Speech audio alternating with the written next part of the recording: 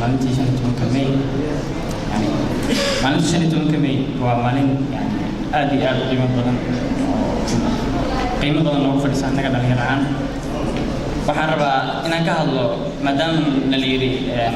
dhalinyaro ka hortagaysa tahriibka inaan ka hadlo dhowr qodob tahriibka ku saabsan Soomaalida yani aan ka hadlo tahriibka dhalinyaradeenna haysta ayaantan waxaan rabaa inaan u hambaliyo marka hore dhammaan Soomaalida iyo waxaan rabaa inaan sheego inaan nahay anaga qayb ka mid ah kumanaan Soomaaliya oo jecel dalkooda dhex jooga dalkooda ku qanacsan oo ku faraxsan kumanaan u dhabar adeegayo wixii ka dhacay Soomaaliya oo la ogaa intaasoo qax intaasoo dagaal intaasoo dhimasho dad badan oo jecel oo ku tagay dalkeena waxaan rabaa inaan u sheego dhammaan dhalinyarada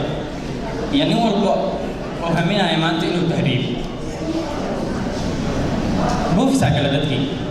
waxa yani tahriibka dadku u keenayo waxa waa buufis ku jira Soomaaliya buufiska waxa u keenayo waxaan arkay yani maalin wiil aan qarabanahay wuxuu yiri adeerkay sawir isoo diray qurxoon meeshaas aan rabaa inaan tago soo sawiro waxaan rabaa inaan u sheego ninkaas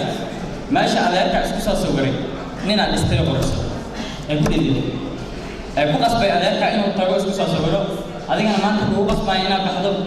oo asagu u dawlad halkaas maxaa ku diiday inaad dalkaaga dhisto adigana ku qasabto qofka imaanaya inuu soo tahriibo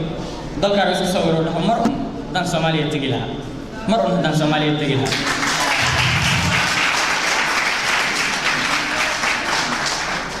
ma dheeraynaayo hadalka waxaan rabaa marka damiir xumo inuu tahay inaan tahriibno haddaad garan weysa marka inaad dalkaaga dhisato adiga wax ahaato oo naftaada wax u qabsato please waa ku baryaynaa ma u dulqaadan karna inaan aragno hooyo Soomaaliyeed oo Facebooka ku oynayso leh wiilkayga iga dhintay wiilkayga iga xirtay muxuu ahaay magafi ma adkaysan karno yani aad inoo dhibaysaa yani haddii ku siiyo damiirkaaga in maanta hooyada oo oynaysa Facebook la soo dhigo qof walba yiraahdo Allah hooyada wiilkeeda dhintay Allah hooyada wiilkeeda dhintay aad inoo dhibaysaa